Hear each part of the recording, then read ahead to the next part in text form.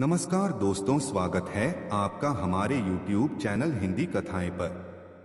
दोस्तों, वास्तुशास्त्र में मोर पंख का बहुत अधिक महत्व होता है। वास्तुशास्त्र के अनुसार मोर पंख का घर में होना बहुत शुभ होता है। यह जिस स्थान पर भी होता है वहां की नकारात्मक ऊर्जा को नष्ट कर देता है। शास्त्रों में मोर पंख को सुख समृद्धि का प्रतीक माना जाता है। यह अत्यंत चमत्कारिक होने के साथ ही घर के वास्तु दोषों को भी कम करने में सहायक है। लेकिन वास्तुशास्त्र में मोर पंख को घर में रखने के नियम बताए गए हैं। मोर पंख घर में रखते समय इन नियमों का पालन अवश्य करना चाहिए, तभी इसका सकारात्मक प्रभाव देखने को मिलता है। वास्तुशास्त्र में मोर पंख को रखने की सही दिशा और स्थान के बारे में बताया गया है। अगर आप अपने घर में मोर पंख को उसके निश्चित स्थान और दिशा में रखते हैं तो यह घर के अंदर की नकारात्मक ऊर्जा को खत्म कर देता है।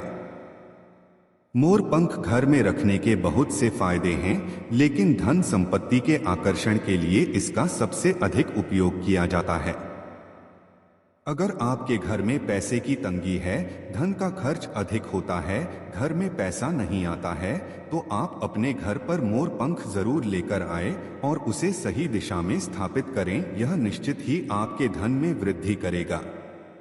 वास्तुशास्त्र में घर में कितने मोर पंख रखने चाहिए, इसका रहस्य भी बताया है। आइए जान लेते हैं मोर पंख से जुड़े महत्वपूर्ण वास्तु नियम। दोस्तों, सबसे पहले हम जानते हैं मोर पंख के धार्मिक महत्व के बारे में। हमारे प्राचीन शास्त्रों में मोर पंख को इतना महत्व क्यों दिया जाता है? दोस्तों, हमारे प्राचीन पुराणों में मोर पंख को एक चमत्कारिक यंत्र माना गया है। इसका प्रयोग कई प्रकार के तांत्रिक क्रियाओं में भी किया जाता रहा है। तंत्र साधना में इसका प्रयोग करके सम्मोहन, शत्रु नाश तथा बुरी शक्तियों को नष्ट किया जाता था। इसके अलावा ज्योतिष विद्या में भी मोरपंख का प्रयोग किया जाता है। ज्योतिष शास्त्र में मोरपंख से जुड़े उपाय भी बताए गए हैं। आयुर्वेद आदि ग्रंथों में विविध व्याधियों तथा रोगों को नष्ट करने में भी मोरपंख सहायक होता है।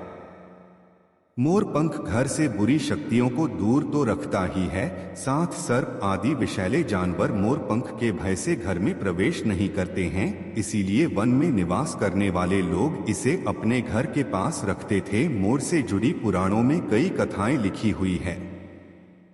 पक्षी शास्त्र में मोर से जुड़ी एक कथा का वर्णन मिलता है। प्राचीन युग में संध्या नाम का एक असुर हुआ करता था। वह बहुत ही शक्तिशाली और बड़ा तपस्वी था।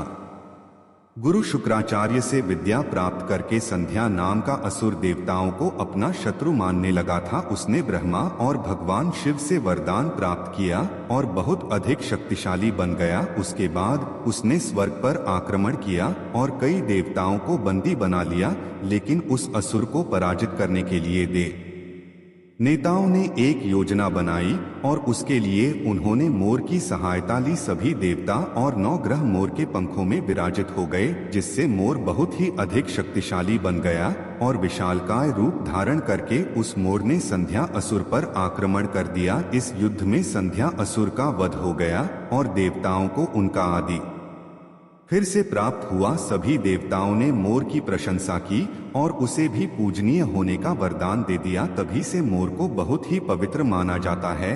जिस स्थान पर भी मोर पंख होता है वहां पर 9 ग्रहों का अशुभ प्रभाव नहीं पड़ता है। दोस्तों, केवल ऋषि मुनि और देवता ही नहीं बल्कि भगवान श्री कृष्ण भी मोर की प्रशंसा करते हैं। भगवान श्री कृष्ण ने मोर की श्रेष्ठता का वर्णन किया है और उन्होंने मोर के पंख को अपने मुकुट में धारण करके मोर के श्रेष्ठ होने का प्रमाण भी दिया है। मोर पंख के बिना भगवान श्री कृष्ण कहीं पर भी नहीं जाते हैं। श्री कृष्ण कहते हैं मोर शांति और प्रेम का प्रतीक है। मोर सुख समृद्धि का भी प्रतीक है। मोर का पंख मनुष्य की हर प्रकार की नकारात्मक शक्ति से रक्षा करता है। दोस्तों, मोर को विविध देवी देवताओं के प्रतीक के रूप में पुराणों में दिखाया गया है। मां लक्ष्मी, देवी सरस्वती, भगवान श्री गणेश, भगवान कार्तिकेय जी, ऐसे अनेक देवी देवताओं का संबंध मोर से जोड़कर दिखाया जाता है। मां लक्ष्मी धन संपत्ति ऐश्वर्य प्रदान करने वाली देवी है। मां लक्ष्मी को मोरपंख अत्यंत प्रिय है। माँ लक्ष्मी के पास मोर पंख रखने से माता प्रसन्न होती है। माता सरस्वती का वाहन मोर है, इसीलिए विद्यार्थियों को अपने पास मोर पंख अवश्य रखना चाहिए। यदि आप घर में बांसुरी में मोर पंख डालकर अपने घर में रखते हैं तो इससे परिवार में सुख शांति का वातावरण निर्माण होता है। दोस्तों, हमारा घर एक मंदिर की तरह होता है। अगर इसमें रहने वाले सदस्य रोज आपस में झगड़ा करने लगे तो यह मंदिर कम, युद्ध का मैदान अधिक लगने लगता है। घर में क्लेश और झगड़े होने के कई कारण हो सकते हैं, लेकिन सबसे बड़ा कारण होता है घर में नकारात्मक ऊर्जा का प्रवेश करना। लेकिन हमारे घर में यह नकारात्मक ऊर्जा आखिर कहां से प्रवेश करती है और इस नकारात्मक ऊर्जा को दूर करने के लिए कौन से उपाय करने चाहिए? वास्तुशास्त्र के अनुसार प्रत्येक घर में नकारात्मक ऊर्जा फैलाने वाली चीजें मौजूद होती है। इन वस्तुओं के बिना हमारा घर चल नहीं पाता है।